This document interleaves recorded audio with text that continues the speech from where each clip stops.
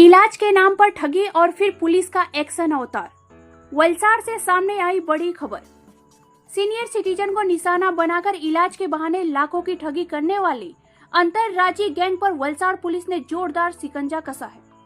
एक बुजुर्ग दंपति को पैर दर्द के इलाज का झांसा देकर नकली डॉक्टर रुस्तम ने 19 लाख रुपए की मांग की। शुरुआती तौर पर 1 लाख रुपए भी वसूले गए। जैसे ही पुलिस की शिकायत मिली, इंस्पेक्टर डी परमार की टीम ने 200 से ज्यादा सीसीटीवी फुटेज खंगाले और बेहतरीन सर्विलांस के साथ 2 आरोपियों मोहम्मद समीर और मोहम्मद इरफान को धर दबोचा। हालांकि गैंग का मास्टरमाइंड डॉक्टर रुस्तम अब भी फरार है, लेकिन पुलिस की टीमें उसकी तलाश में जुटी है और जल्द गिरफ्तारी की उम्मीद है। पुलिस की अपील, किसी अजनबी की बातों में न आए, सिर्फ योग डॉक्टर से इलाज करवाएं और शक होने पर तुरंत 112 पर कॉल करें। ऐसे ही बड़ी खबरों के साथ जुड़े रहिए गोल्ड कॉइन न्यूज चैनल के साथ। વલસાડ શહેરમાં રહેતા એક સિનિયર સિટીઝનને પગમાં દુખાવો રહેતો હોય, છેલ્લા 2 વર્ષથી સારવાર ચાલતી હતી। આ સારવાર માટે તેઓ લેબ કરવા માટે નવસારી જતા હતા।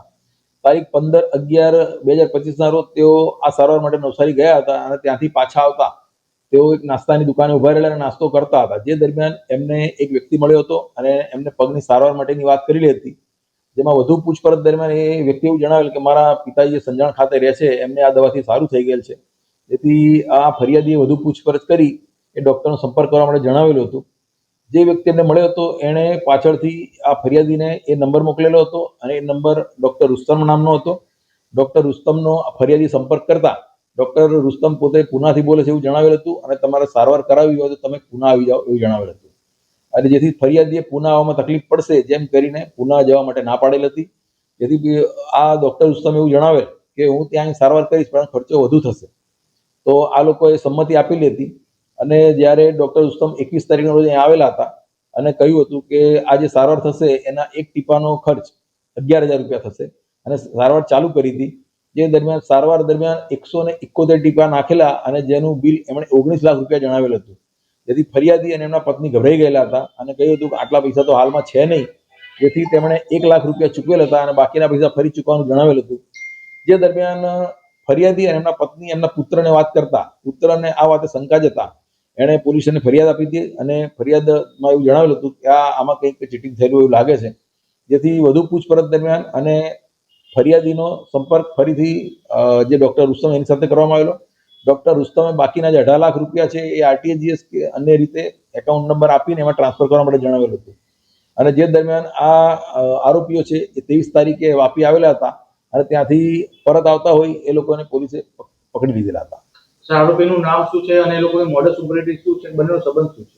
આરોપી બંને હાલમાં પિતા પુત્ર છે, જેમાં મોહમ્મદ સમીર અને મોહમ્મદ ઇરફાન આ 2 આરોપીઓ છે અને ડોક્ટર રુસ્તમ તરીકે જેને ઓળખાણ આપી હતી હાલમાં મહારાષ્ટ્ર ખાતે રહે છે અને એની તપાસ હાલમાં પોલીસ કરી રહી છે।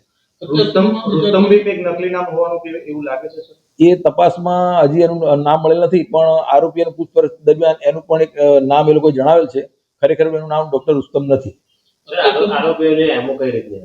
આરોપીઓની એમો એવી હતી કે એ લોકો એક ટોળી બનાવીને કામ કરતા હતા, જેમાં એક વ્યક્તિ કોઈ પણ ધાર્મિક સ્થાન અથવા જાહેર જગ્યાએ જે કોઈ વ્યક્તિ આવી રીતે પગે લંગડાતા ચાલતા હોય કે અન્ય કોઈ મુશ્કેલી જણાતી હોય એને સારું કરવા માટે જણાવતા હતા અને એ રીતે પોતાના પ્રભાવમાં લઈને એની સારવારનો ખર્ચો આવી રીતે પડાવી લેતા હતા। અત્યાર સુધી કેટલા લોકોને પોતાનો ભોગ કરવો? અત્યાર સુધી મહારાષ્ટ્રમાં 1 અને ગુજરાતમાં અલગ અલગ સ્થળોએ ટોટલ 5 એમ કુલ 6 જગ્યાએ આ લોકોએ આવી રીતે પૈસા ઉઘરાઈને અને ટ્રાન્સફર કરવાનું જણાઈ આવેલ છે। સર, પોલીસ તપાસ આગળ કઈ રીતે ચાલશે અને હજી વધુ ગુનાઓ ઉકેલાય તેવું લાગે છે, કારણ કે આવી ઘટનાઓ બની ચૂકી છે? આરોપીઓની હજી પૂછપરછ ચાલુ જ છે અને એ હજી જે ડોક્ટર રુસ્તમ તરીકે જેને ઓળખ આપી હતી એને પકડવામાં આવશે તો એ અલગ અલગ જે ક્યાં ક્યાં આવા બનાવ કરવામાં આવેલા છે એની ખાતરી થશે, જેથી એની હાલમાં એ તપાસ ચાલુ છે।